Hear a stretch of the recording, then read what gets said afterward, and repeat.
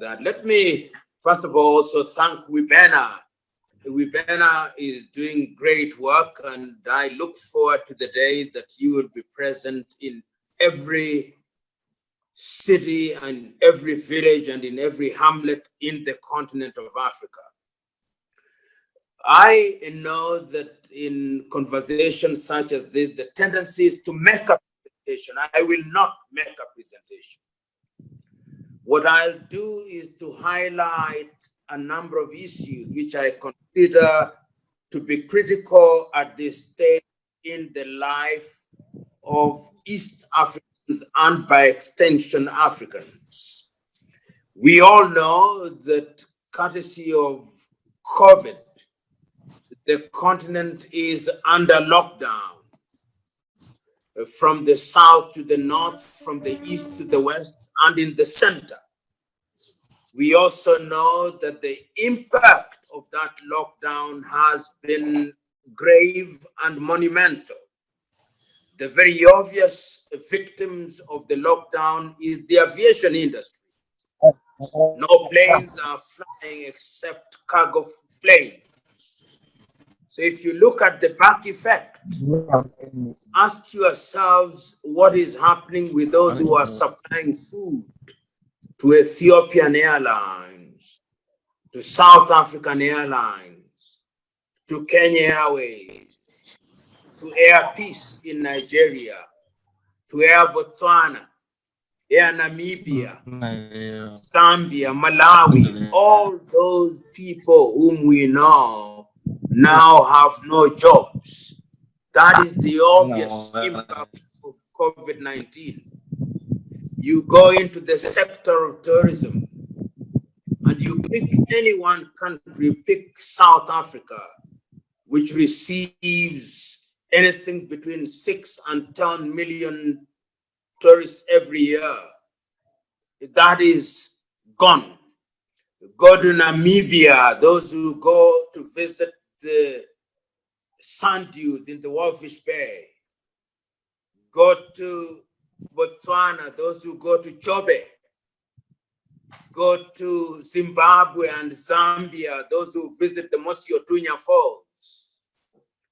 Go to Malawi, those who visit Lake Malawi and eat chambo there. Go to Mozambique and go to West Africa, those who visit the Elmina Castle and the Cape Coast Castle in Ghana. Go to Ethiopia, those who visit Lalibela. Come to Kenya, those who look at the migration of the wildebeest. And many others. A multi-billion dollar industry is on its knees. And the impact is grave. And the impact is fundamental. And the impact is deep. And the impact is worrying, and we are worried because even as I speak, there are countries in East Africa, which is our focus of conversation, which are still under lockdown. Uganda is still under lockdown. Kenya is still under something between a lockdown and a curfew.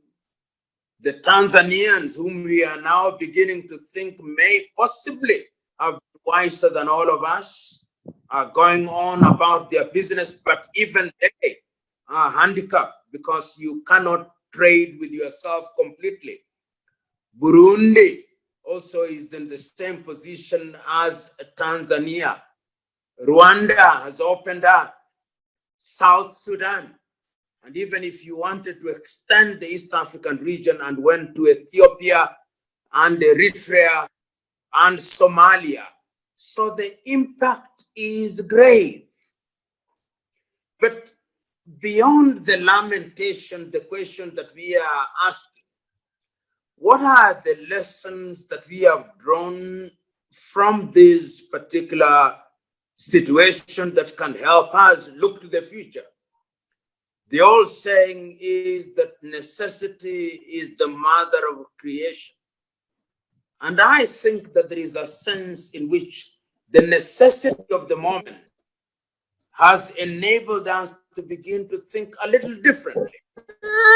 We are beginning to think a little differently in critical areas. Number one, how do we feed ourselves without relying on others?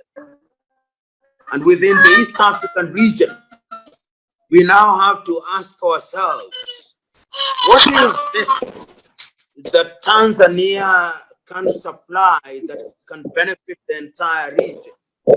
What is it that Uganda can supply that can satisfy the entire region? What is it that Rwanda can and Burundi can and South Sudan can? And if you go outside, what is it that Ethiopia can? So we are beginning to think like that, so that we are no longer thinking about importing sugar from Brazil and maize from Mexico. And that requires that our universities of agriculture, the Edward Moronge Sokoine University in Tanzania, should now be thinking about how it will impact agriculture in the region. Outside of that, we ought to ask ourselves, how is it that we harmonize our laws? What we have witnessed, for example, in the recent past, where lorries supplying goods are held up, if not on the Rwandese border, it is on the Ugandan border. If it is not on the Ugandan border, it is on the Tanzanian border, or the Kenyan border, or the Burundian border, or the South Sudanese border. There is need for harmonization. And that is why many of us, some of us, including myself, always insist that we must have a Pan-Africanist approach. The argument that I'm using here in this conversation apply with equal effect to Southern Africa. They apply with equal effect to Central Africa. They apply with equal effect to Western Africa, and they apply with equal effect to Northern Africa. The more harmonized we are, the more we collaborate, the better we are able to confront our existential problems for the benefit of our people. Because ultimately we must ask ourselves many things. Why do we have governments? Why do we do all these things?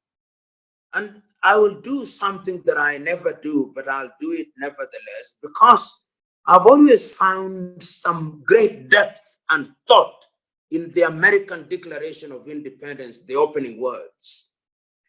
We hold these truths to be self-evident, that all men are created equal, that they are endowed by their Creator with certain unalienable rights, that among these are life, liberty, and the pursuit of happiness, and that it is for this reason that governments are instituted amongst men, that they may, these are not the words of the declaration, they are my own words, that they may midwife the delivery of this. So when we are talking about the effect of COVID-19, and we are looking at our governments, is because we have deliberately chosen to put a few men and women into positions of responsibility to ensure that they are the midwives of the things that we want to do. And we pay taxes to that administration in order for these things to be done. The question is, what lessons have we learned? We have discovered that many of our governments don't even invest properly in the health sector. We have discovered that many of our governments don't even invest properly in the education sector. We have discovered that many of our governments don't even invest as they should in the agricultural sector. We have discovered that we have a soft underbelly. And what are the lessons then that we have learned from this entire situation and this debacle? That going forward, we must always be prepared. We must always be ready. One of the things that pains me most is that when an African leader, and I'm using the word leader very loosely because many of them are not leaders, but I'm using it loosely. Whenever they fall sick, they never seek medical attention in their own countries. They go out and seek medical attention in countries run by others. Can we afford that? Does it even make sense? And yet that is what happens in many African countries. Where is the knowledge that we are talking about? How are we going to behave? And this perhaps is the last point I want to make. Now that we have COVID and we know and have appreciated its impact, I hear people use words such as post-COVID, we are going to behave in this way. There is no post-COVID. COVID is always going to be with us. Is malaria not? Is HIV/AIDS not with us? Is influenza not with us? Diseases come and they remain. The only thing that happens is that we discover medicine or vaccines, or that we become resistant to them. So as we go into that era where we are now saying that we can no longer remain in permanent lockdown, and that going forward we must learn to live with COVID and engage in all the things that we ought to engage in, the question that we must ask, what must we do? As East Africans and as Africans. As Africans, we must begin to do things for ourselves. We must learn to make our own medicine. We must learn to make our own medical equipment. We must learn to have our own masks, our own protective gear. We must learn to make our own ventilators. We must have our own vaccines. We must have our own medicine. That is in the medical arena. In the arena of education, we must learn to have our own curriculum. Our curriculum whose only agenda is to open our minds and to make us do that which is good and right for our benefit. We must do that in the arena of education. In the arena of agriculture, we must ensure that we have the capacity and the ability to feed ourselves. And number 4, we must also be innovators. We must use our young men and women to good effect. And I think that if we do that and we collaborate continentally, this idea that little Burundi is doing things herself, or that little Eswatini is doing things herself, that little Lesotho is doing things herself, that Sao Tome and Principe, Seychelles, Guinea-Bissau, Cabo Verde is completely misguided. The only way in which we can achieve what we desire is through continental collaboration. And I have no doubt now that there is apparent appetite across the continent to do the right thing and to do it for the long haul. It will be well with us. And you young men and women who are now here, you are not leaders of tomorrow. You are co-generational leaders, and you must play your part, and it will be well with us. God bless you.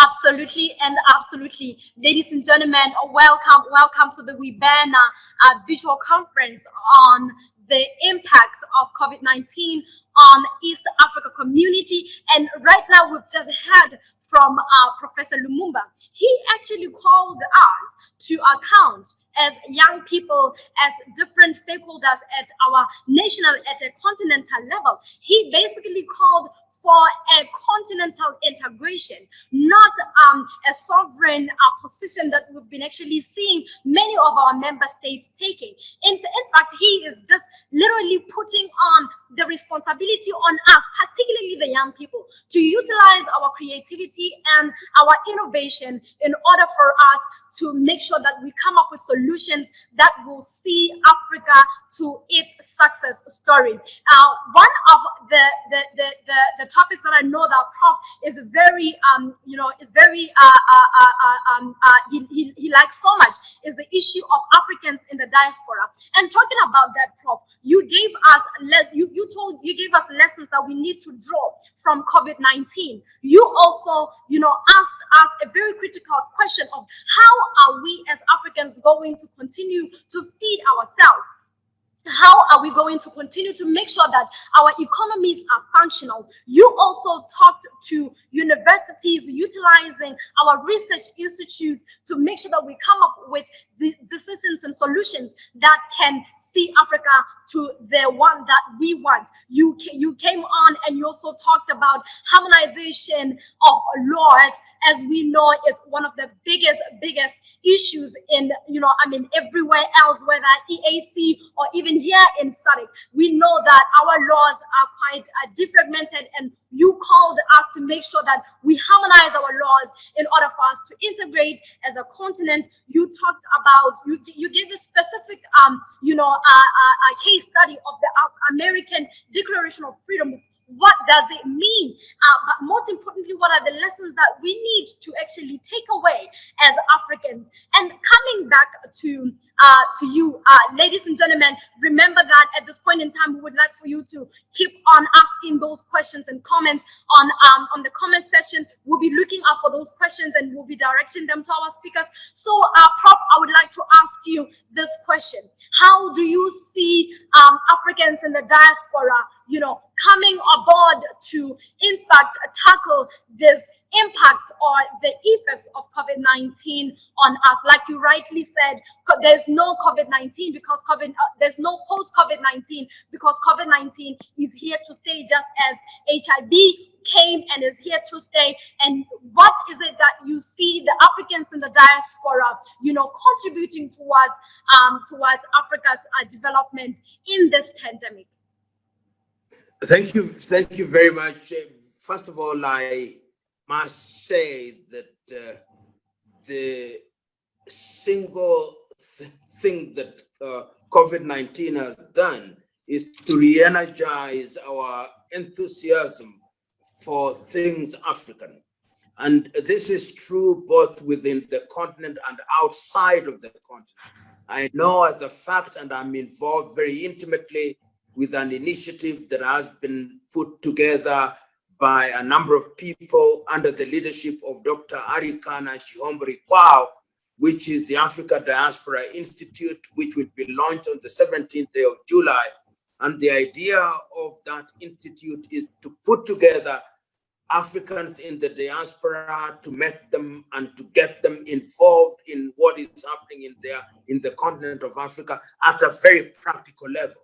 I'm also involved with an African American who is currently resident in Atlanta, Georgia, Rosenthal, who is in the process of putting together a few people to create a Pan-African bank for the purpose of ensuring that SMEs, particularly young men and women specifically among others, are enabled so that we can cushion ourselves against the vagaries only of COVID-19, but other things, other diseases and other things that undermine our capacity to realize happiness in this temporal world. So the diaspora to me is critical. Only yesterday I had a very long discussion with a number of African Americans, some of whom are based outside, some in the Caribbean, some in Latin America. And what is happening now is Africans, wherever they are, whether they are in Brazil or in Barbados or in Jamaica or in Europe, we are now beginning to speak the same language. And I think that that is very useful. And perhaps the value that we have, particularly for the younger people, for somebody like me who believes in co-generational leadership, is to ensure that we work together and we use these efforts that we are making to enable and to energize whatever effort that you want to engage in for the long-term benefit.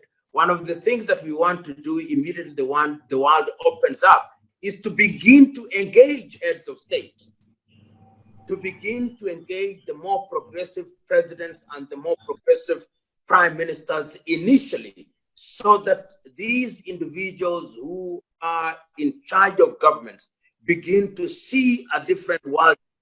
And there are quite a number of progressive African leaders whose names I shall not mention here, but we are already engaging them, and quite a number of them are very positive and are saying, we are prepared to work with you going forward to ensure that we achieve our mandate. Thank you a lot for your presentation, Professor Lumumba. I'm Rene Yves Uwayo, the Regional Programs Manager for Wibena Impact. We are having some interventions.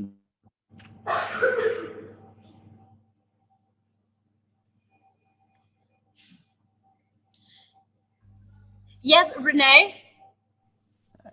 Yes, we are having some interventions from the participants. We are having Yemima from Tanzania.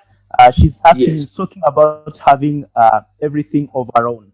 Do you think we can succeed because some of our presidents tried to do this, but then Western people, they interfered. In the end, they failed. Do you think our generation, do you think this time we can be able to do things on our own? That was her question. No, we will definitely succeed. And I'm very happy that she's speaking from Tanzania. President John Joseph Pombo Magufuli, in the midst of all these, was very clear that nobody is going to dictate to Tanzania what to do. Tanzania has our doctors, Tanzania has our leaders. We recognize that there is the COVID-19 virus, but we are going to do things in a scientifically Tanzanian way. Now, because President John Joseph Magufuli was bold, people are beginning to ask, perhaps he was right, because it looks like he was right, but we are reluctant to admit it. So if we have that kind of Magufuli approach, then it's going to be useful. And now that you are talking about the president of Ghana, Nana Dankwa Addo Akufo-Addo, has also been very clear in the approach that he has taken.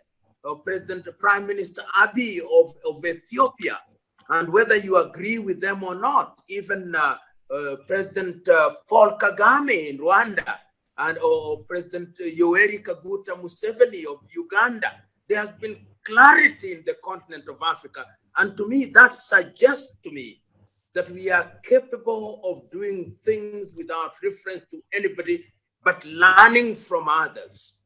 If you go even to countries such as Eswatini, or even in Lesotho, little countries such as Lesotho or Botswana or Namibia, I can't mention all of them. There is a sense in which there has been what one may describe as country-specific approaches, because science does not know countries. Science, by its very nature, is universal. So once we accept that there is COVID-19 and nobody knows how to deal with it, so we wash our hands, which is good for hygiene. We sanitize, which is good for hygiene. Not that it's a cure, but it's good for hygiene. So I can't agree more. It is your generation that must think very differently. And I want to conclude my answer by making reference to a book that I commend to everybody, every young African, written in 1933 by Carter G. Woodson, a great African-American, The Miseducation of the Negro. He says, anybody who controls your mind controls you. Because once he controls your mind and has made you believe that you are inferior and you are only fit to use the back door, you will always use the back door. And if there is no back door, you'll create one for yourself. So one of the things that we should do is to liberate our minds. And those of you who are present in this forum are some of the young men and women who are already liberated. You are already liberated. Your duty now is to ensure that you infect the others who are still laboring under low self-esteem. Thank you so much for your response, Professor. It was a very complete and effective response. We have another question from Bernard. He's saying, Professor, do you see the agriculture sector development as a hedge to future pandemics? Which sector of the African economy can you recommend as a shield to any pandemic? You would agree that we need to build Africa through the growth of a robust economic sector. So, which sector would you recommend? That was his question. You know, I was just reading something from the current director of the head of the African Development Bank, Dr. Akinwumi Adesina. And Akinwumi Adesina, whom I respect a great deal and who was a former minister for agriculture in Nigeria, said, no civilization has ever grown without developing agriculture.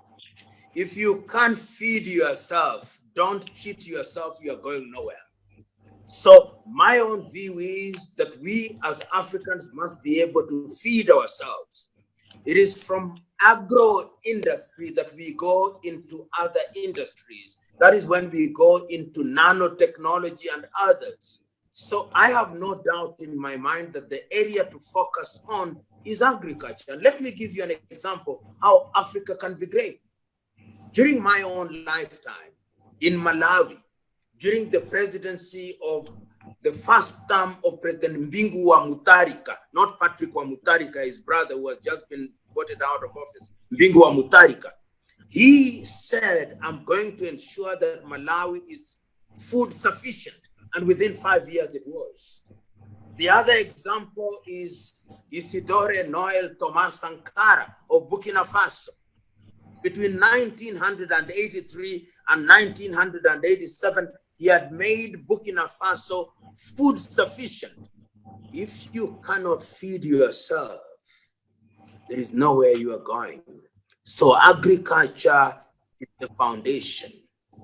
And once you have agriculture well knit, and you are fed, and you are happy, then you can begin to think. I want to ask you, all of you, a very personal question.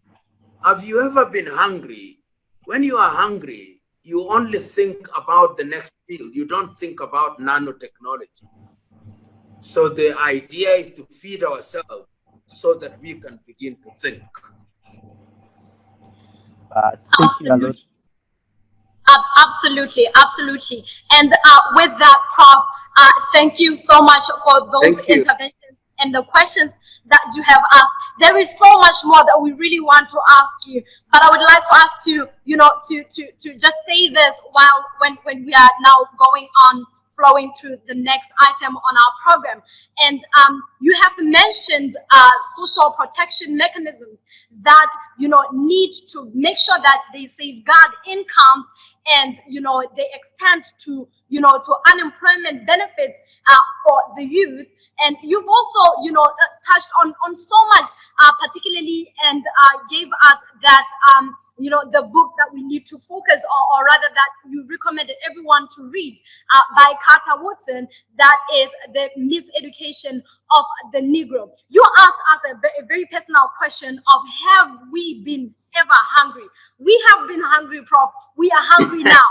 And we are going to take your encouraging words, and we are going to develop solutions for Africa. We are going to develop solutions that will feed our own in our countries. So, Prof, without any further ado, allow me to welcome you once again to give us the speech.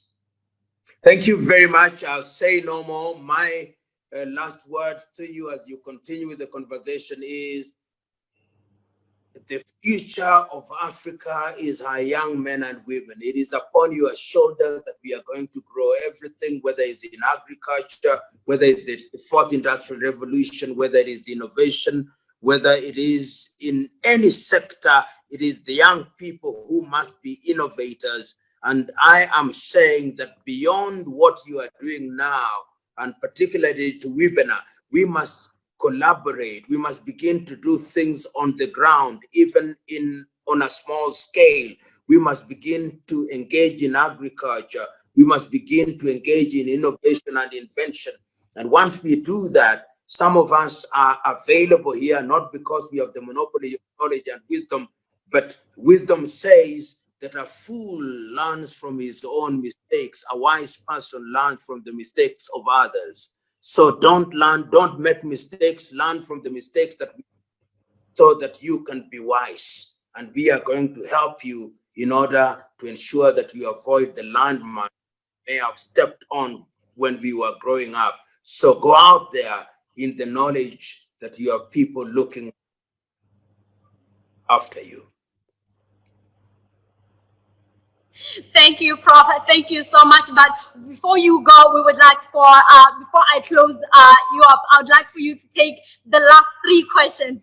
And if my colleague Okay. has the last three questions, if my colleague has the last three questions, I would like for him to direct them to you. Thank you.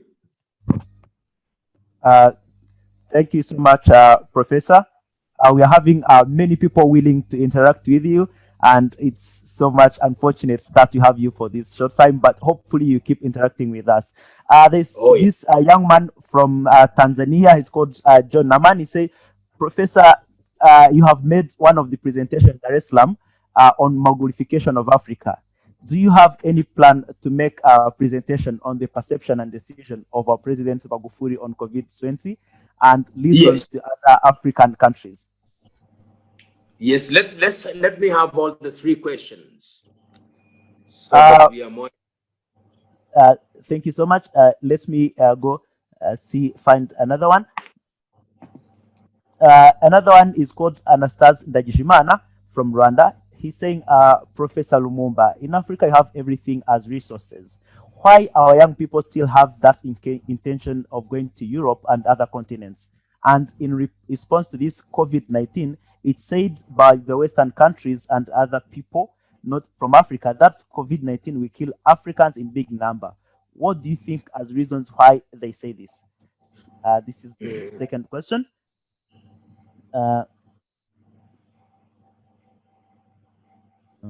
Let me find. We can take that. Yes. There's another young man who had asked a very good question from Lesotho. Yes. Someone, I'm not sure if I will pronounce this right. He's called Male Achloa. Speaking from Lesotho, he said, Professor, how do you reduce the dependency syndrome from the Westerns so that we can start having our own things and start being innovative? So far, those are the three. Let me answer those. First of all, let me start with my good friend from Lesotho.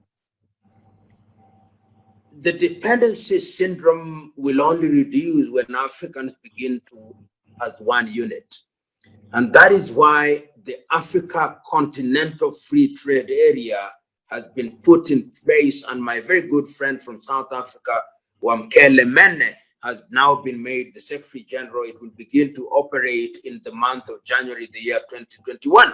Because we are in a continent, as I speak to you now, my own country, Kenya, in the last 1 month has imported maize from Mexico. Why should Kenya import maize from Mexico while we have maize in Malawi or in Zambia or in Tanzania? So that our income goes to the Mexicans. The SCTFA is designed to ensure that before African money leaves the continent, it will have gone round within Africa 100 times. And we must therefore support the SCTFA to ensure that we use our money within the continent. The question that my good friend from Rwanda has asked is, how is it that we have this idea of young people wanting to go outside of the continent? The reason is that in many countries in Africa, the conditions are not right. Look at the situation as it has been for a long time in the Democratic Republic of Congo. Even if you wanted to stay, you won't stay because the environment has been poisoned by the political class.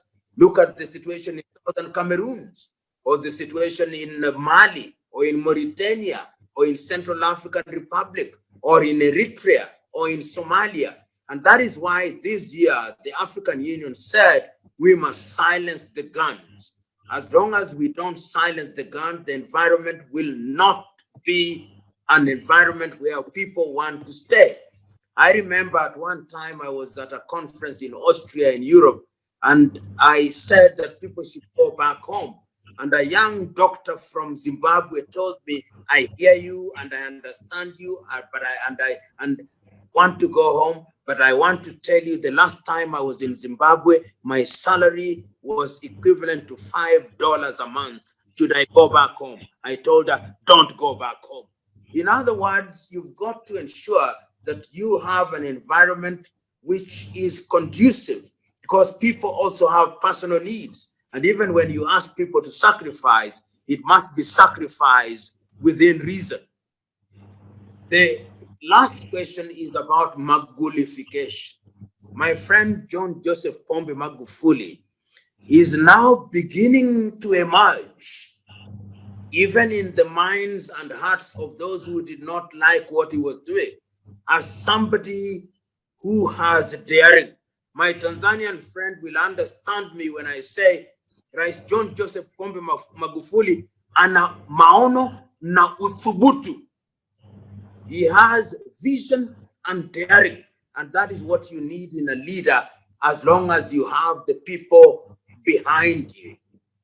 And I think that one of the things that President John Joseph Pombe Magufuli must do now is to accept an interview where he talks to fellow African leaders that in matters such as these, you've got to have an approach that is sensitive to your immediate environment. You don't lock down simply because Italy has locked down. You don't lock down simply because Spain has locked down. You don't lock down simply because the United States of America has locked down.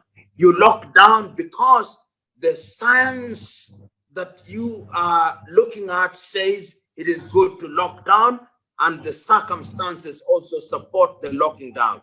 And I think President John Joseph Magufuli owes the world that particular interview, in which he will be vindicated as having been visionary and bold. That is not to say that COVID does not exist in Tanzania. It does. But how you approach it is what matters going forward.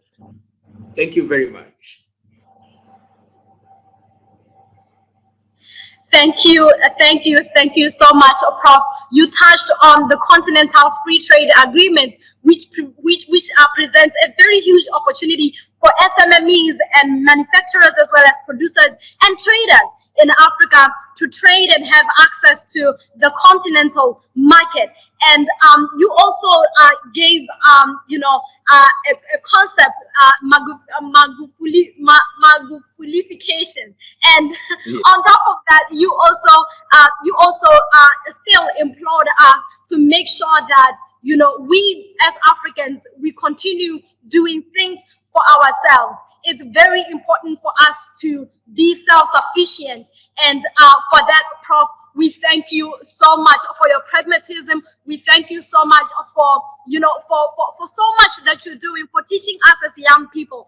And Prof, before I know that there is so much questions that we have for you. I can hear you, but I want to allow the conversation to go on and to be enriched by other younger minds. Absolutely. Thank you so much, Prof. And ladies and gentlemen, let me remind you once again that we are here gathered by WIBANA, which is a non-governmental organization, and we are here to discuss the impact of COVID-19 on the East African community. And we just heard from Professor Lumumba, a very pragmatic leader that we all cherish. And for now, ladies and gentlemen, we are going to move on to the next item on our program. But before we do that, allow me to remind you once again that please make sure that you keep those questions coming, keep those comments coming here on our platforms. Even I'm very aware that we are also live on our Facebook pages.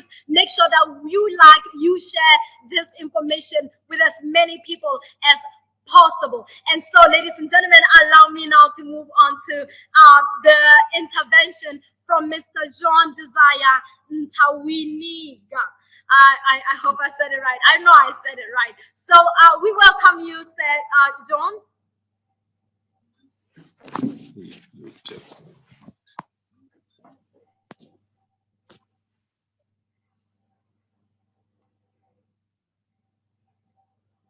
Mr. Ntawiniga.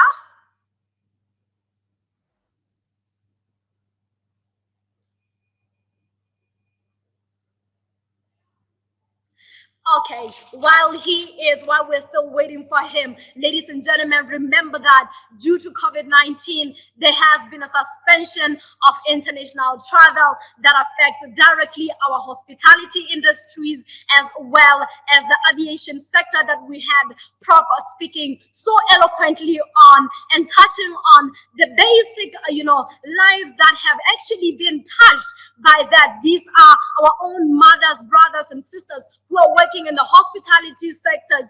And we know that our churches have also been closed, and the informal sector have also been hugely affected. These are our brothers and sisters who are selling biscuits in the street, who are selling us clothing on the street for an income. As we know, they have been hugely affected. And we are here to talk about the impact of COVID-19 on the East African community, on the economy, as well as what it is that we can do and are capable of doing and are willing to do as Africans to make sure that the impact of COVID-19 are as gross as we already anticipate. So, ladies and gentlemen, Mr. Juan, are you available now?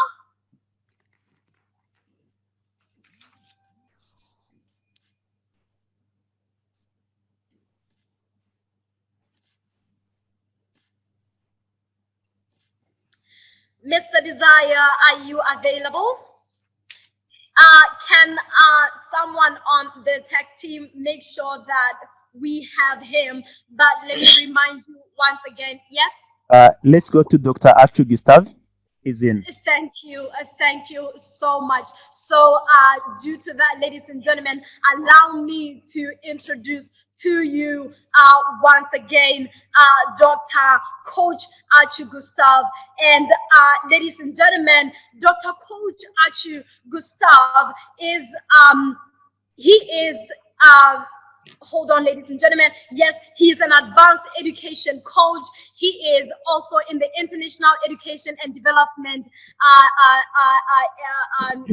sector, as well as, ladies and gentlemen, we know that he has been at BTH Education Group, and BTH is an international where he basically put the skills acquired when he obtained the professional early education PECE program certificate. Ladies and gentlemen, you might also know that he is, he is also worked. He is a corporate cyber strategist at Cyber for Africa, a project as a SOCA cyber security division. There is so much that I can say about Dr. Coach Archie Gustav, ladies and gentlemen, but without any further ado, allow me to welcome him.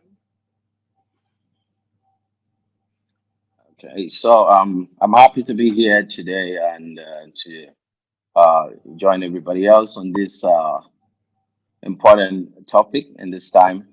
I'm very appreciative of the professor Lumumba, who just gave us a very important points about what we should be focused on as Africans in such a trying time as this. So if we look at the impact of COVID-19 recession on the advanced economies, according to the World Bank, we realize that the economic activity among advanced economies is anticipated to shrink to about 7% in 2020, as domestic demand and supply, trade and finance have been severely disrupted. And e.g., if you look at the U.S. economy, the U.S. economy is forecasted to contract by 6.1% this year, reflecting the disruptions associated with the pandemic control measures. The euro area output is expected to shrink by 9.1% in 2020, as widespread outbreak took a heavy toll on the activity. Japan's economy is anticipated to shrink by 6.1%, as preventative measures have slowed economic activity. And if you move away from that into the recession on emerging markets and developing economies like Africa, East Africa included, uh, while the magnitude of disruption varies from region to region, uh, emerging markets and developing economies have vulnerabilities that are magnified by external shocks, such as hefty reliance on global trade, tourism, uh, commodity exports, and external financing.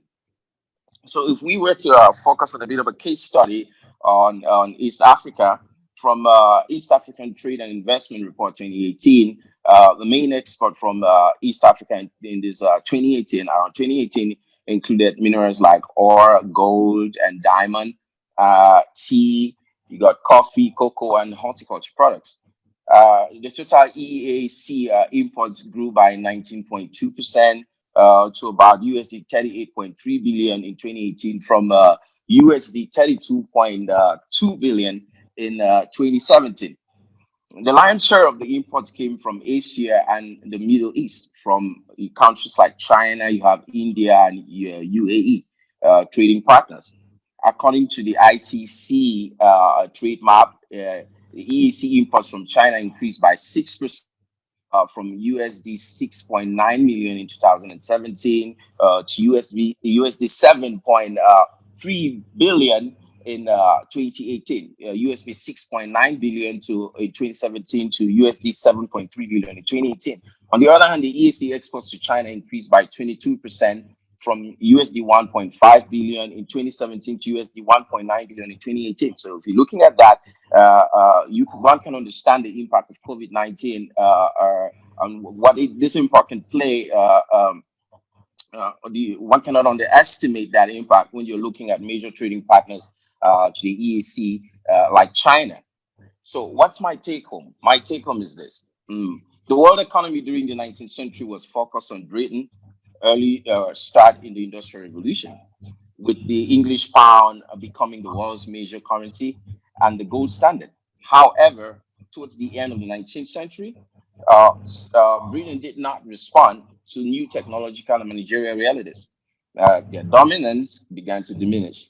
So when we're looking at means of production, mm, with respect to Africa and East Africa, and amidst this pandemic, when you're looking at the means of production in terms of agrarian economy, industrial economies, and the knowledge economies, you look at you find a disparity there. You find the answers to questions about readiness. For example, the agrarian economy was based on traditional production, maintenance of crops, and the position of farmlands. You have the industrial economy that is after the industrial revolution of 1760 to 1840, that witnessed a transition that was enabled by the use of technology for mass production, that included going from hand production methods to machines, new chemical manufacturing, iron production processes, increasing use of steam power, water power, the development of machine tools, the rise of mechanized factory systems, and the knowledge economy, which is the current present economy, which is focused on the use of knowledge for the creation of goods and services. In particular, the knowledge economy refers to a high portion of skilled workers in the economy of regions, of countries of the world, and the idea that most jobs require specialized skills. The main personal capital of this economy, of the knowledge economy, is of knowledge workers in this economy, is knowledge. And to that effect, it is non-subjective. Knowledge is the non-subjective kernel of this era, of the information era, of the knowledge era, of the digital era. And so, if in conclusion to that issue, if I'm going to follow up with a couple of paragraphs in conclusion to that issue, the global economy is egregiously affected because of the existential incongruity or discrepancies in the means of production of economic value.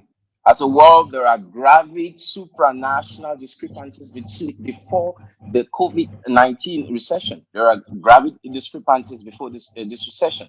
World growth has been plummeting uh, over the last decade. As a matter of fact, according to World Bank and the UN, since 1970, global growth rate has remained under 4.5%. Furthermore, government policy, especially across emerging markets and developing economies, is heavily dependent on what you call command economic systems, than a mixed economic system that includes the market economy.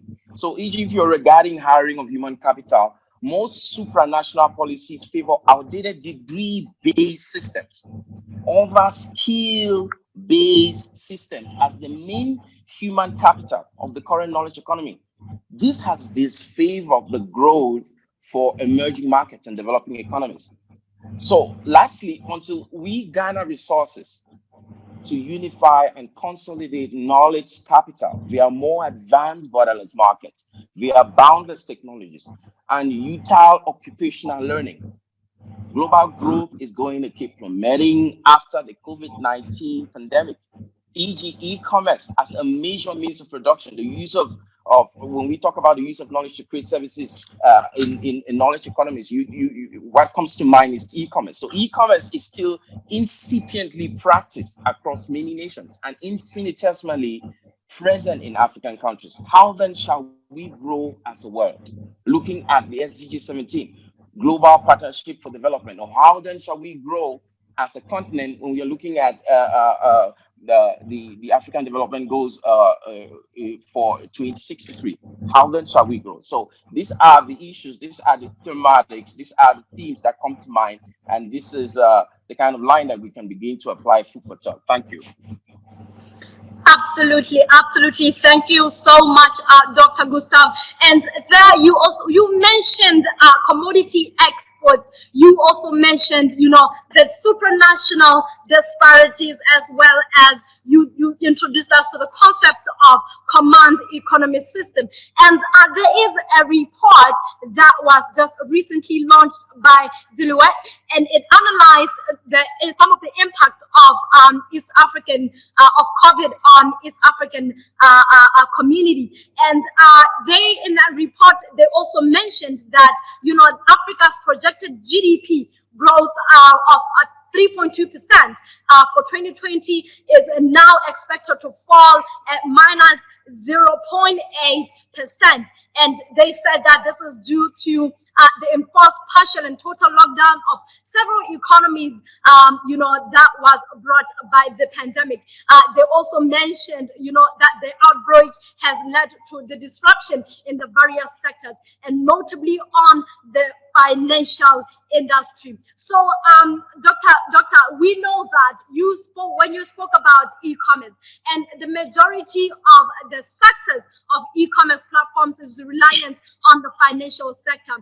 How we will be able to move finance from East Africa all the way to Southern Africa, how we as Africans are going to continue trading with one another, and how do you see young people playing a huge role in innovations, especially to curb this financial sector problems that we are currently facing. And on that, I will also, while you are answering on that question, I would like to also ask my colleague to prepare some of the questions that our colleagues are answering on our social media platforms, as well as here on Zoom.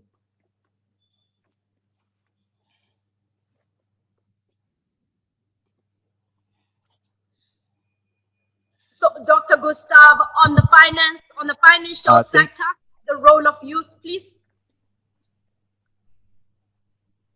So I didn't get the question. Was there a question? Yes.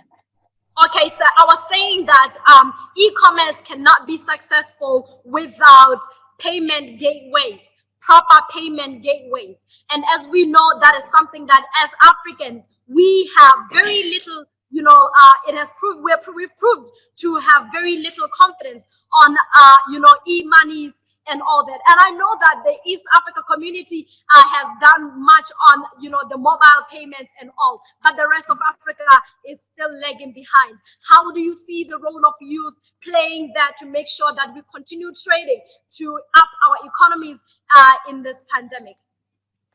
Thank you. Very good question. Whoever asked the question, be it you, it's an amazing question regarding e-commerce. And let's look at it this way, straight to the point. First of all, we want to talk about Pan Africa. We want to talk about Africa as a continent. We want to focus on building this continent together. But the unity of Africa is the unity of the rest of the world. And so you can talk about African unity and excommunicate the rest of the world in that unity. When it comes to economic development, when it comes to the digital era, we cannot excommunicate the rest of the world. So sometimes this is a little, there's a little bit of ambiguity when it comes to looking at the unification of Africa. The unification of Africa is not the excommunication of the rest of the world in terms of in terms of the digital economy. Because when you say you want to excommunicate the rest of the world, what exactly do you mean? Are you saying that you're going to be excommunicated from the World Wide Web? Are you saying you're going to be excommunicated from cloud, from the internet as a whole? What are you going to be excommunicated from? So yeah, we have issues. We have continental issues in terms of financing, and that is, it has a lot of ad hoc impact on e-commerce.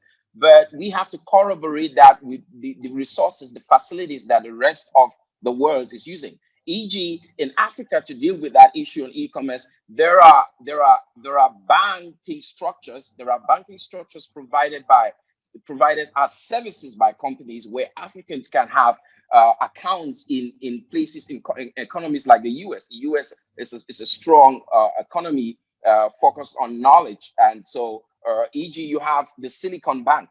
One of the banks that is open to such an investment is the Silicon Bank. Africans can add hook to banks that are provided by intermediary companies in the US and practice e-commerce. And e-commerce, as I'm so glad you mentioned that, it's an amazing thing. It's not a question of whether we are ready. We're going to never be ready until we're ready. You move yourself to readiness. And part of the reason why we as Africans are not on the e-commerce platform cannot be tied to finances alone. It could be tied to the inaptitudes that we have. It could be tied to to negligences. It could be tied to the economic system that we have associated with that, because fundamentally the kind of economic it can be tied to the educational system that we have, because the educational system fundamentally that we have is what should promulgate or this type of disenfranchisement from systems that don't work. So of course, I identify in that question that there are financial issues with respect to our brick and mortar financial actually teachers institutions that do not want to create financial policies, but there are go-arounds to this. There are go-arounds, if I could say that. There are go-arounds, there are turning points that we could use to flank brick and mortar trolley teachers institutions in Africa that do not want us to move into what the digital era has to offer, what e-commerce has to offer in the digital era. Doesn't And so if you're going to be practicing drop shipping in e-commerce, if you're going to be moving with stores, if you're going to be focused on back-end structures in or security measures or networking, whatever, everything in the digital era can be monetized. And we could connect to financial structures through third-party services and institutions and companies in other countries that are willing and open to help Africa to promulgate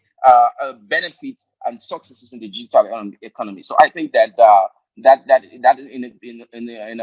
is a bit of what we should be looking at in the continent. Thank you so much for your intervention and your insights and inputs, Dr. Coach Gustav. That was so brilliant, and I'm pretty sure it helped young people. Me, myself, it really helped me. Let's look at the questions from the chat box from participants.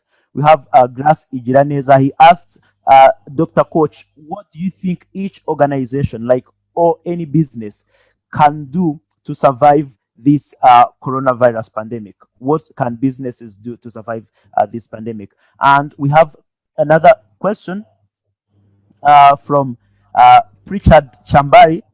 He said the knowledge economy is human capital, as in it's human capital driven. It is unfortunate that Africa is bleeding human capital at a large scale. What can be done to curb this brain drain? And another one, someone is saying, let me get to the name. Sorry. She's called Sharon Gaita. She's saying, I have a question. Africa has less confidence in their leaders, especially in terms of corruption and embezzlement of funds. There is lack of reliable check and balance mechanisms, especially in the finance sector. How will unification of Africa eradicate or lower these vices? And the last one from Evans Nyabayo, he's saying, Doctor, there is a lot of disparity in African countries. What do you think can normalize the growth of all countries and create more jobs for youths? Thank you. Those are the 4 questions we have for now. If you can answer them, we'll be very much appreciative. Thank you so much. I'm going to move as I'm going to try to be as succinct as possible. So the first question is about how can businesses take advantage of e-commerce or take advantage of digital marketing or the resources that the digital era has to provide.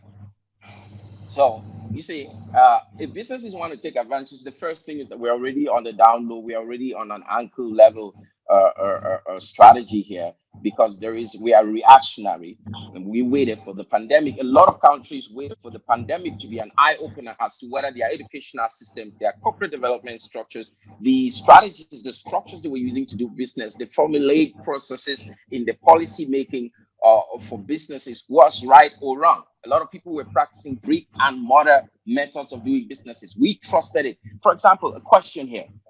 Are our markets, our food markets, our grocery businesses, are they online? No. Could you order from a shelf? Could you go onto a shelf? Is that something that is official in African markets? Do we predominantly have our stores online or offline? Are we waiting for COVID-19 to tell us that? No. You see, let's look at eBay. Look at eBay. Look at AliExpress. AliExpress and this other company. And there is or you look at Kevin Zhang, or so I think that is his name, who made over 20 million US dollars last year on e-commerce. He made 20 million on e-commerce, doing drop shipping on e-commerce. Stores were online using backends like AliExpress, maybe eBay, and all of that. Now, if you're practicing a brick and mortar method of doing business, a 1922 business operating in the 21st century, how do you think you're going to succeed? Your outputs are completely different. Your strategies are broken. They are Indo-civilized strategies. And so it is not about COVID-19. It's about living in the digital era and be conversant with the era and align yourself with the era. Businesses in Africa are Indo-civilized businesses. They're living in 1920 or agrarian culture. They're using pre-existing structures that were before the Industrial Revolution. And so if we want to move and compete with the Western world, if we want to survive or other disruptions in the world apart from COVID-19, we need to align ourselves with the current era, the digital era. The digital era has digitized all businesses. If your business is not focused on the digital revolution, your profits are already plummeting right down. So businesses can put themselves in e-commerce, have websites, have stores, bootstrap themselves on digital marketing, focus on how to garner those projects and transactions online, have the ability to use digital marketing to reach out to more clientele, work on quality of services, improve quality of life, reach out to more people. This is what businesses can do. So in answer to the first question, that's a bit of what we could be looking at. I think the second question was about brain drain in human capital or something about that. I mean, am I right? Is that the second question about brain drain in human capital across Africa? So it's a little funny to me to answer this question, but first of all, Africa, we cannot develop Africa when we like the petty and the spoiling. We need to be honest with ourselves. I think Professor Lumumba has talked about that when he said that we need to transform our minds. We need to go to some type of transformation. We need to revise our mental attitude. So I think that there is this berserk nature, there is this uncontrolled way that Africans feel entitled to development sometimes that shocks the nerves out of me. If we are talking about human capital, the human capital needs to exist first. And human capital in Africa, it's beneath what we need to emerge as a nation. If you want to look at that, I am in cybersecurity. We are conducting cybersecurity projects across Africa. And I went through Africa. I went across last 2 years. 2 years ago, I went through South to East Africa, and I noticed that we have what you call substandard readiness when it comes to human knowledge capital. That's why in cybersecurity or in IT, you have people from India coming to take African jobs. Because when it comes to looking at the strategic, organized way human capital is supposed to be acquired, we are still lacking behind time, because the purveyors of human capital resources in terms of knowledge in Africa are still using Charlie Teacher's methods. As I said in the presentation, most African governments are still focused on outdated degree-based ways of hiring, thereby promoting less skill and more certifications without skill. So if we're going to change the continent, we need to ensure that human capital is existential. It's not something that we dream about. This is not supposed to be a phantom. Africans are supposed to be more skilled. To be more skilled is the same formula that is used across the entire world. We need educational systems that will promulgate the existence of human capital first. Then we talk about the utility of that capital across the continent. Because if human capital is existential in terms of knowledge in this economy, then we will be able to align ourselves to development. So first, Africa, we need to stop acquiring substandard education that has zero skill. We need to stop going to school for 21 years and acquiring nothing. We are not even digitally literate. You can't even properly manipulate your computer. You can't even properly speak English. And we're talking about change across the world. We can acquire change through self-pity. If we want to change as Africa, human capital must exist in terms of human knowledge capital, must be existential, must be competitive before we will be able to challenge the rest of the world. And the next question was about normalizing. Okay, let's look at this. It says that something about leaders, lack of checks and balances. How would the unification take place? We still have this issue about leadership in Africa. Like you say your elder brother is not doing you well, so that's the reason why you're going to be a poor man. I mean, who says that? Let's consider our African leaders like our elder brothers. If they say that you're not going to succeed, what are you going to do about that? What are you going to do about that? It's like Africa is like a family. The leaders are like your elder brothers. If they tell you you grow in a family, your elder brother tells you you're not going to succeed, what are you going to do about that? I mean, you keep telling me that your elder brother is telling me that I feel because my elder brother. I've seen people whose legs were chopped off, virgin, and they succeeded.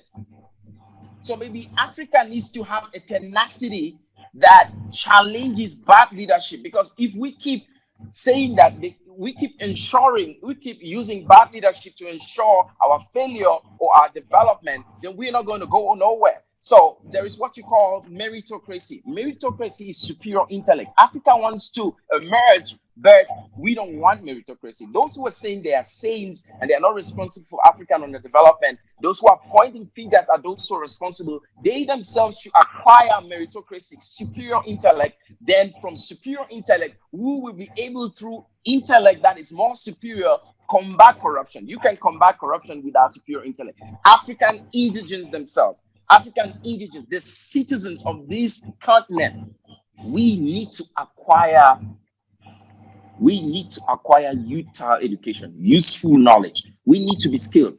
And so to conclude on that question, I have this analogy. Imagine that the president of a nation is very corrupt, given any nation, and the daughter of the president falls ill, and your junior brother or sister is the best, most powerful medical practitioner that the world could get. And you know where she is? You know where he is? In a village somewhere, sitting in a village somewhere, just looking at the insects that are going past them.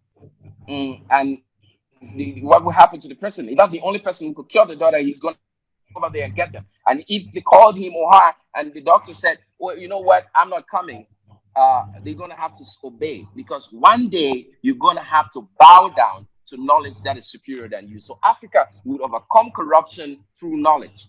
We cannot have no knowledge but yet we want to overcome corruption. We cannot have no skill, no leverage, but we want to overcome corruption. We need to find more leveraging when it comes to overcoming corruption at the leadership level. And what I am talking about today is meritocracy, superior intellect. Be the best there is in the world, and then nobody can stop you. So the next one is about normalizing. What is that? Normalizing. Can you remind me? Normalizing unity. What is that? I can get that. Something about unity. Well, How is it that we can unify Africa? There's a lot of discrepancy in terms of development in Africa, I think so. So how is it that we can bring unification, or how is it that we can unify that? Was that the question?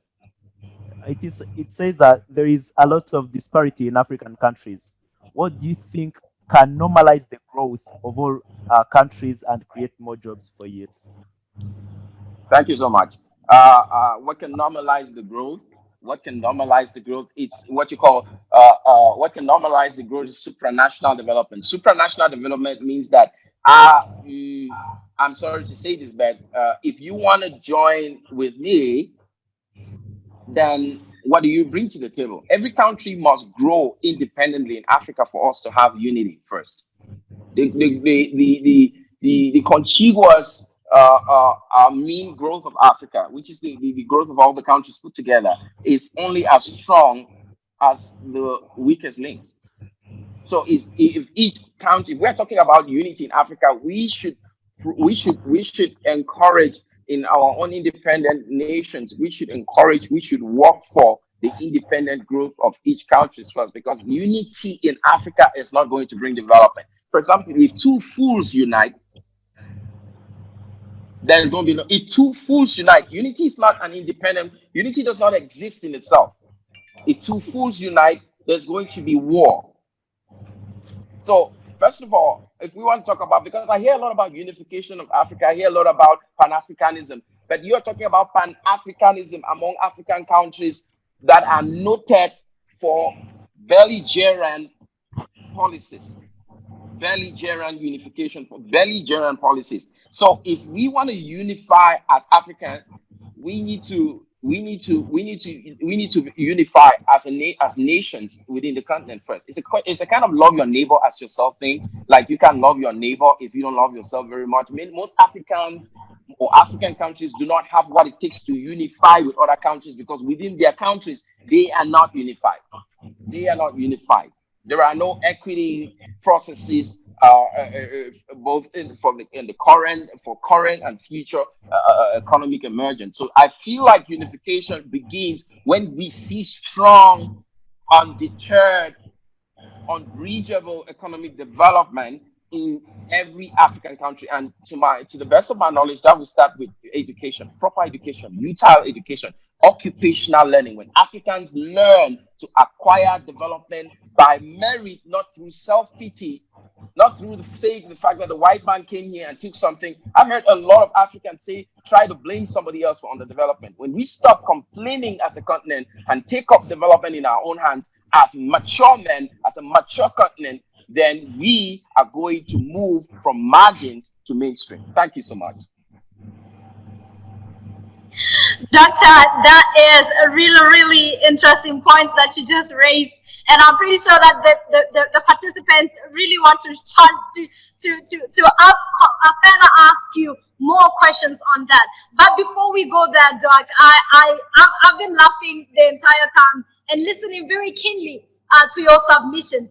And you spoke very, very keenly on, human capital and challenging that leadership and making sure that we as Africa, basically, we now move to meritocracy other than what we know as the norm. And then you also spoke closely to, or not closely, but eloquently on education mobility. And you said, unity does not exist on itself. But I'd like to ask you this question, Doc. I'd like to ask you this question. You spoke about meritocracy. And we know that we have skilled personnel, we have experts in our different, sectors, from health all the way to education, all the way to, to add all the way to basically all the sectors. We have experienced and experts, people who actually have learned that, but there is something that is missing. What will it take for Africa to trust on the expertise that she has? You mentioned a very critical case study of a doctor who went, and studied and is qualified in the area, but is now in the village, seeing through the studying different, whatever insects, instead of going into the hospital to actually do that. And I would like to, why I'm asking this question is because previously we had from Professor Lumumba. And Professor Lumumba said, we need to make sure that the environment is the one that actually, he used a very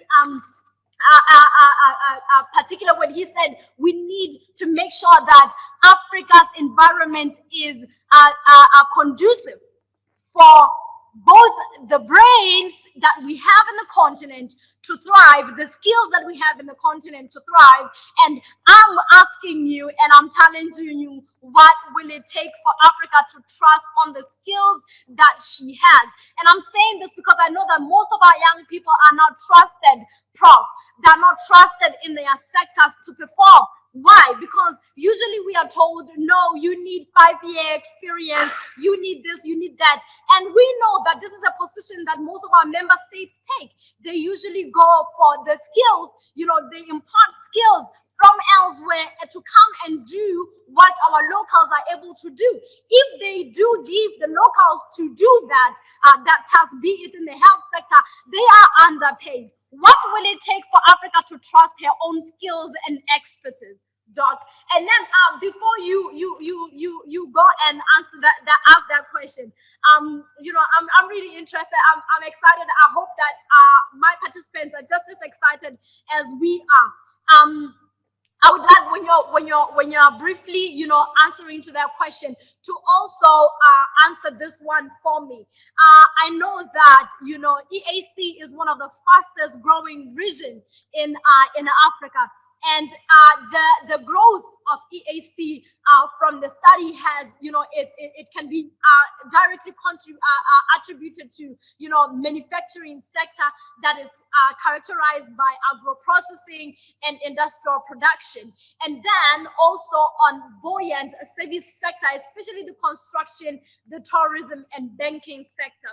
And the third one is on the export sector that consists of commodities, especially tea, coffee, and gold. So, Doc, can EAC remain a fast-growing region with the same pillars or with the same pace at which it has been going, looking at, or do we have to look for completely new drivers, or better yet, let me rephrase, what it is that the community will have to do to make sure that it remains the fastest growing economic community in Africa? Thank you. So let me answer this question, okay? The first question about, thank you for the questions. Thank you so much. Let me answer the question about how Africa could learn to trust its expertise. I'm going to repeat that. I hope you would like it. I've been educated for years, and I've been in this continent. I've traveled back, come back and been in this continent for years. And I've traveled to West Africa, East Africa, Central Africa, South Africa. So as a matter of fact, we do not have expertise enough. We might have expertise, it's not enough. That's why meritocracy is a level of knowledge that challenges corruption, that challenges distrust. We do not have expertise enough in Africa. I'll give you a typical example. In my country, Cameroon, in my city, the northwest region of Cameroon, there was a situation in 2014. The hospital, the biomedical equipment in the hospital failed. Biomedical equipment in the hospital failed. Biomedical equipment in the hospital failed. And normally you have to fly somebody from abroad who would land at the tarmac at the airport, and then will come over, fly over to the region in a chopper and go down and go repair biomedical equipment that were bought by the West, were bought at companies by the Western world, in the Western world. So, mm, what would you say there? In my country, because Cameroon is not, we might have problems, but it's an old economy in Africa. So why was there no biomedical image equipment technician in Cameroon, or in the northwest region of Cameroon, to service a government hospital that probably has an influx of over maybe 1,000 people a day? Why? Because these are existential realities in Africa as opposed to hearsay. Africans, so you have lab technicians. Could they service equipment, live supporting equipment? They couldn't do that. And so, for example, in our institution, we are bringing this across different African countries and different economies, where there is the focus on real skill, those skills that are imported from outside. And so they need about clinical engineers. Was there a school in the Northwest region? Can you name a school in Africa, in every African country, that is producing clinical engineers for existential life supporting hospital equipment? I'm not talking about test tubes. So there we go. You answered the question to me about expertise in reality, because Africa, in the most life-threatening, essential aspect that would make Africa respected by the rest of the world, we are not producing expertise there. So to compare income margins, we need to get to that level first. Meritocracy is what Africa needs. I'm sorry to tell you, if you want to be successful in Africa and not be stopped by anyone, knowledge will show you the way. In the middle of corruption, in the middle of whatever. And the story I gave was the fact that if a president's daughter is about to die in Africa and your brother is the best doctor and he doesn't want to come through whatever road network, the president is going to send a chopper there. If he's the only best doctor in the world, he's going to send a chopper to pick him up and take him wherever. If he says he wants to eat pineapples and have tequila before he gets to work, the president will provide that tequila, because all of that corruption is going to go down to the floor because the daughter's life is at risk. Meritocracy is going to win always in Africa. So the second question. Thank you, Doug. Thank you so much. But you know what? Like I said, this is a really interesting discussion. But due to time constraints, please, can you just make sure that you tackle your next question in less than a minute, and then we will go on to the final lap of our program. Thank you so much. I'm sorry for taking too much time for the first question there that you asked. The second question was about EHC being a fast-growing region across Africa, and you asked the question, what new drivers can we install, or what can we do to maintain that growth?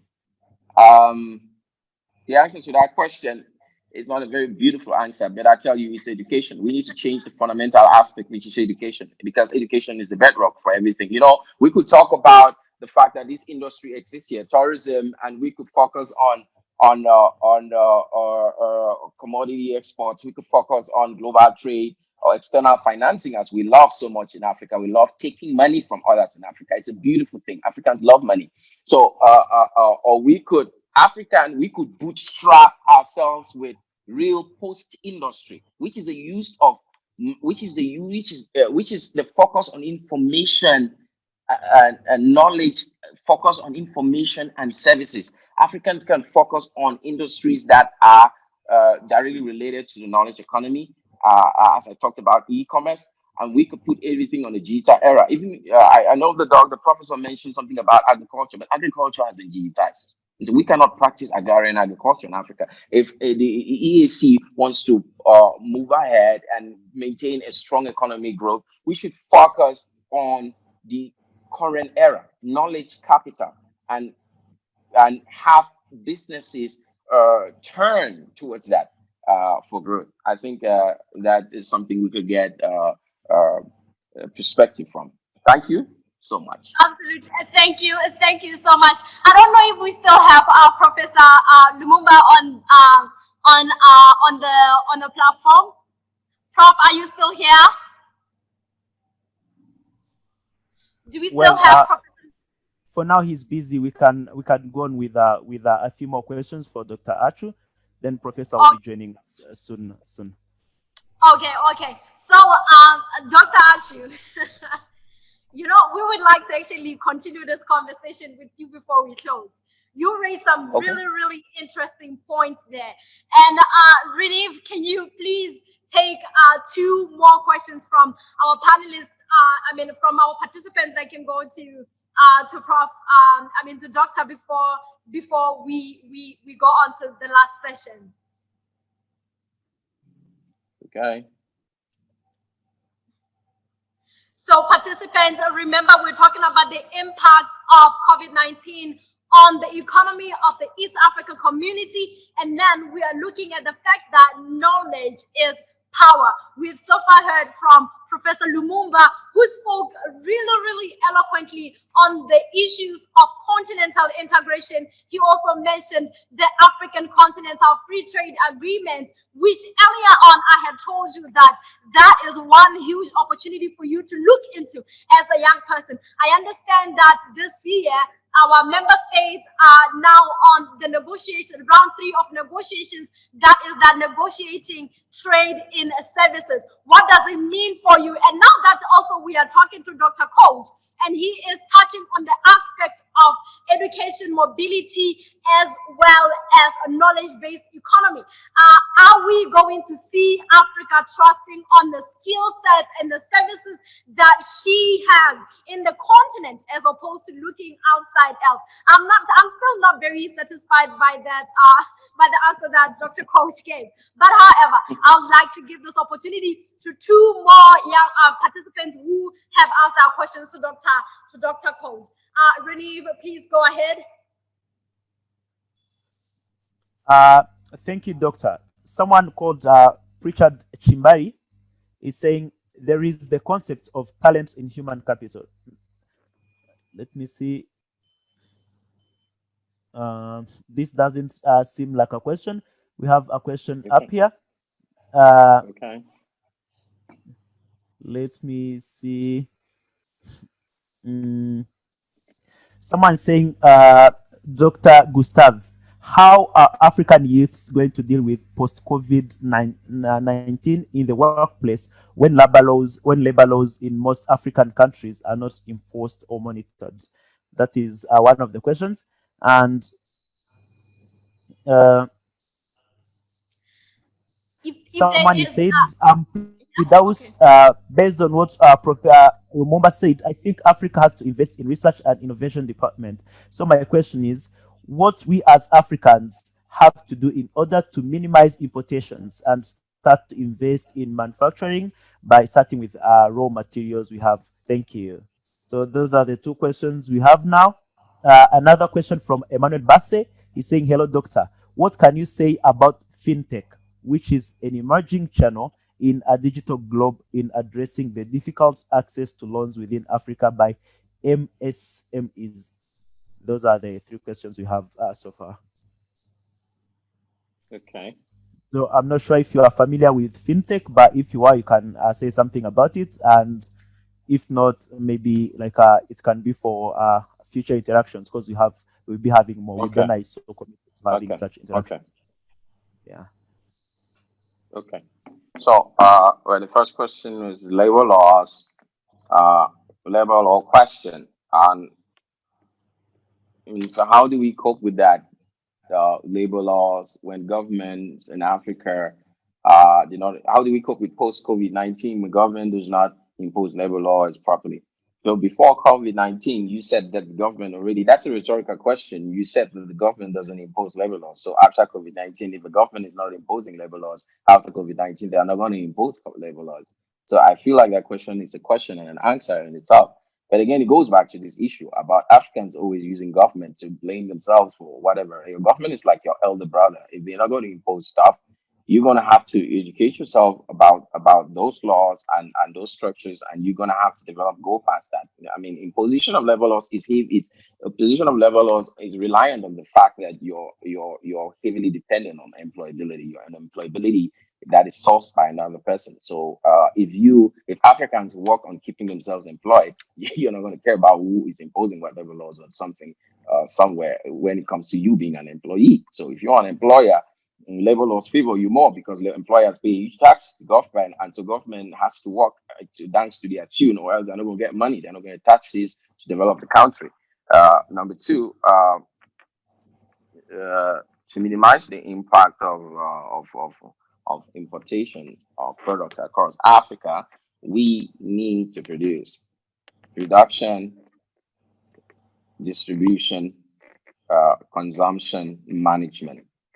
We need to do that, and we need to do that in an era that is relevant. We are living in the information era, in the knowledge economy. We need to do that in an era that is relevant. To get that done, as I said, we need to that's a simple that's not as simple as it sounds. When an African country says they're producing this or that, phones or laptops or computer, what do they actually mean? So I hear African countries come up with things like they are making this thing, we are making this right now, we're producing laptops now, we're doing this. I'm like, are kindergarten children or post kindergarten children learning electrical and electronic engineering? Because if they are not studying electrical and electronic engineering, then you're not producing laptops. Where are you producing laptops from? Like you just had boogeyman, you just had aliens who just appeared from nowhere, no educational background. Africa cannot produce. Can, for example, what educational background is African countries housing right now that will cost them to produce cars in the future? Or you're going to just get to when what educational systems are Africans promulgating right now that will make us produce phones in the future? That's the question you should ask right there. It's a prophological issue. It's about asking the first question: where do phones come from? It requires an educational background. So if we want to produce and minimize importation in Africa, we should revise. We should have a structured acquisition of knowledge to be able to get that done, and that starts from way back. You can't just get people like robots to start producing, making cars. We need to have a system that accounts for that. And the last thing you asked about fintech, I'm not very familiar with that, so I think I'll leave that for your forum and that to answer, and your forum too. I think I'll leave that for Wibena to look into it. Absolutely, absolutely. Thank you so much, Thank Dr. you. Cole. That has been really, really So informative. yeah, And I think you yes, asked the question. I think you asked the question about. Okay. yes, sir. Please go You, ahead. you said you were not happy with an answer I gave. I think you Okay, said you were not happy with an answer. But you give me 0.5 minutes, 0.5 minutes to look into what you said you weren't happy about. no, 0.5 no, no. minutes. No. What I wanted to imply was that, the answers that you did give, they only created more other questions to them. And absolutely, I mean, not partially, but I agree with you when you say that we need to now look at the roots of where Africa's problems sprout from. And that is from our educational system. And as we know that most of our systems have actually, almost all of our educational systems have never been reviewed in a very long time. And I'm talking 50 years, I'm talking 60 years. And absolutely the issue of irrelevance there is there. But however, I believe that the continent is full with experts that we just need to trust and put them and start trusting them with delivery of whatever it is that we want. I see often at times our countries, I'll just give you an example about fintech and on e-commerce particularly. We're now talking about e-commerce and, we're discussing, payment gateways. And we know that we have young people in the continent who are very versatile with technology, and they have solutions for, that we can use as payment gateways. But however, we would rather trust someone else who comes from someone else, in the neighboring or whatever in the West, to come and give us the same solution that we know that young person can provide. That is where I was talking about. And Doc, I know it's a very debatable discussion. I do not mean to open the dialogue. However, let us do this. I would like at this point in time to ask Mr. Wycliffe Aganda, that is the Executive Director at Wibena Institute. He is experienced entrepreneur. He's an experienced entrepreneur And as I had mentioned to you earlier, ladies and gentlemen, he is the ESL expert with a demonstrated, history of working in the education management industry. And I'm pretty sure that in his closing remarks, he will get to touch on some of the issues that we mentioned here. Otherwise, ladies and gentlemen, please allow me at this point in time to welcome Mr. Aganda, the CEO of Wibena Institute.